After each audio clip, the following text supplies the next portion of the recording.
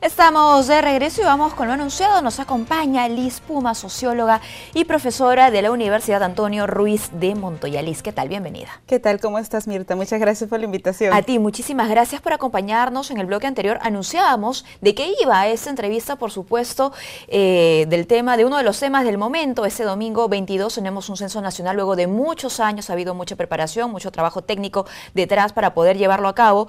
Y la incorporación de una nueva pregunta, la pregunta de autoidentificación étnica. Esta pregunta en todos los medios, entre muchos ciudadanos, ha despertado polémica, confusión, sorpresa, pero vale la pena empezar diciendo pues que detrás de esta pregunta ha habido un equipo de trabajo reunido durante 4 años aproximadamente. Exactamente, es un trabajo de más o menos 4 años en los cuales han estado involucrados el Ministerio de Cultura, el INEI, también desde la sociedad civil, se ha ido validando, consultando el alcance de esta pregunta, porque es sumamente valioso para nosotros como Estado, como país, conocer, ¿no?, cómo los peruanos nos estamos identificando con los diferentes grupos étnicos que habitan nuestro país, ¿no? Pensar en nuestras costumbres, pensar en nuestros antepasados y que esta información sea clave para que el Estado pueda diseñar políticas, programas, estrategias que busquen abordar estos temas vinculados a la justicia social, por ejemplo, y también la igualdad, ¿no? Por supuesto.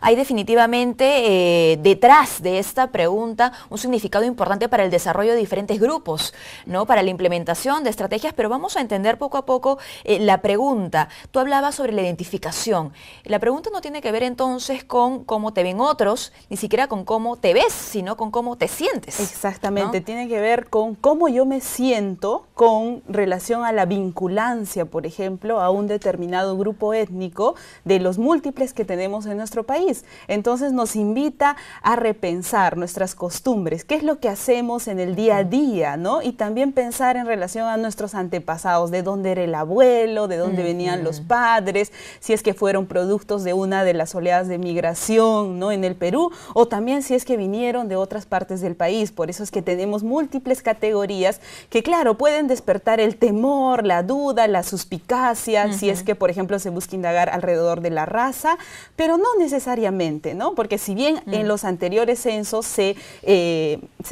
buscó indagar sobre el tema de la raza, sobre el tema de la lengua materna, lo que ahora se busca es revalorar el tema de la autoidentificación étnica. Por supuesto, ha habido ese ajuste, ¿no? Ha habido ese ajuste. Vamos a compartir con nuestros televidentes, si aún no han tenido la oportunidad de conocer cuál es esta pregunta y cuáles son las opciones que se presentan.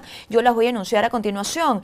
La pregunta 25 de la quinta sección del cuestionario dirá lo siguiente: por sus costumbres y sus antepasados, como bien ha mencionado nuestra invitada, ¿usted se siente o considera 1. Quechua, 2. Aymara, 3. Nativo o indígena de la Amazonía, 4. Perteneciente o parte de otro pueblo indígena originario que tendrá que especificar, 5. Negro, moreno, sambo, mulato, pueblo afroperuano o afrodescendiente, 6. Blanco, 7. Mestizo, 8. Otro. Entre esas opciones, ¿no?, alguna de las que más polémica ha despertado es la opción número 6, blanco, porque dicen que tiene que ver más pues con una cuestión de raza, más no de costumbre. Claro, en este censo, si bien se identifica, bueno, el tema de raza, pero también el tema cultural, lo que se busca es el tema de la autoidentificación, ¿no?, que tiene que ver con justo eso, lo que tú mencionabas, que es cómo uno se siente.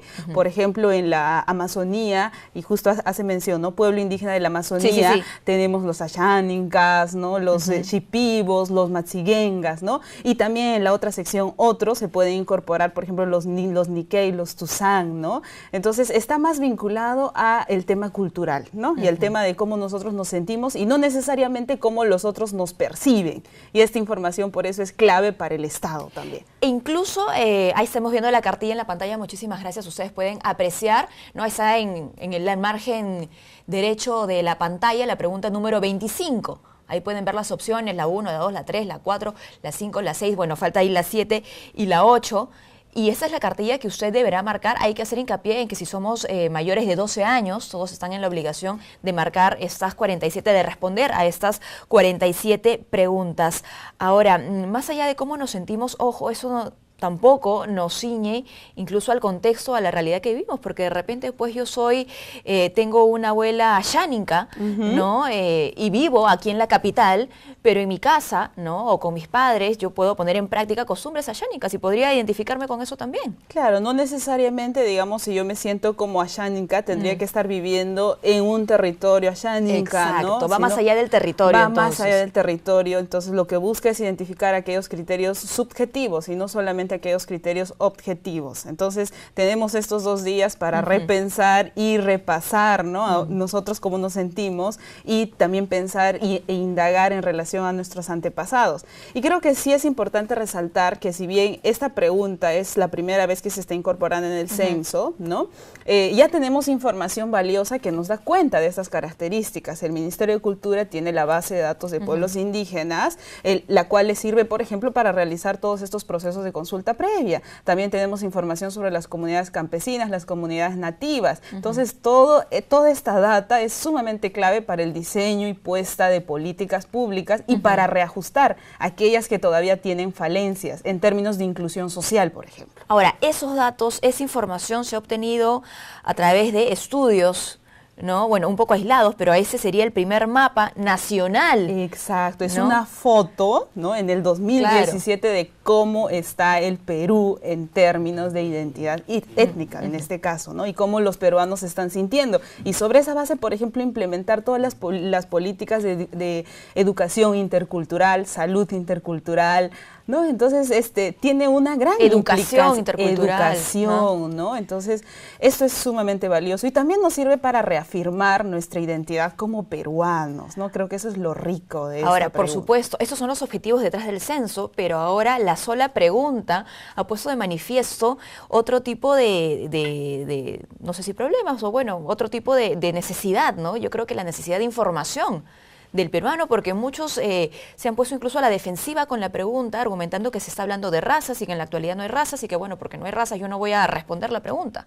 Claro, definitivamente hablar sobre este tema de las identidades, sobre las razas, sobre las diferencias, siempre va a despertar controversia en un país donde la discriminación todavía es pan de cada día, ¿no? Creo que sí es una oportunidad para que nosotros nos pongamos a mirar que detrás de cada peruano hay una historia, hay determinados valores, costumbres que nosotros debemos reconocerlos y valorarlos en consecuencia y respetarlos sobre y todo. Entender eso como el remedio quizá a esa discriminación, a esa segregación, ¿no? Porque sin tener este mapeo del que tú hablabas, ¿cómo se atiende pues a la población que está siendo discriminada? Claro, ¿cómo o que no tiene las mismas está? oportunidades que todo el resto, ¿no? Exactamente, y creo que esta es una palabra clave, ¿no? El tema de oportunidades. ¿Cómo yo le voy a dotar de oportunidades a un grupo poblacional que no sé dónde están, qué hacen, cuál es su nivel socioeconómico, cómo viven, qué carencias tienen y qué brechas todavía están presentes por cerrar?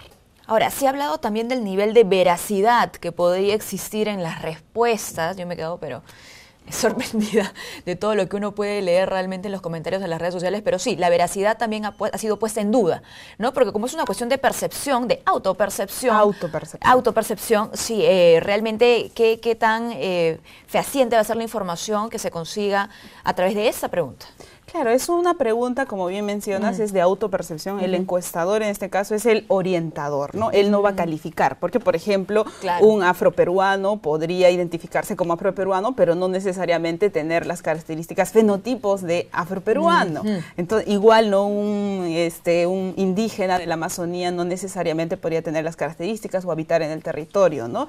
Entonces, esta es una pregunta más de autopercepción y definitivamente puede tener un nivel de variedad, de margen de error como todos, ¿no? Y ahí está el trabajo en este caso del INEI, ¿no? Van a tener alrededor de 6 meses para procesar, por ejemplo, esta casilla donde dice otros. Exacto, que bueno, va a demandar bastante esfuerzo y trabajo. Ahora, esta información que estamos en este momento compartiendo con el televidente, la ayuda que nos estás dando para esclarecer la pregunta, esclarecer qué hay detrás de la pregunta, ¿no hubiese sido bueno comunicarla con anticipación, digamos, para que no hayan estas sorpresas, para que no haya esta actitud a la defensiva?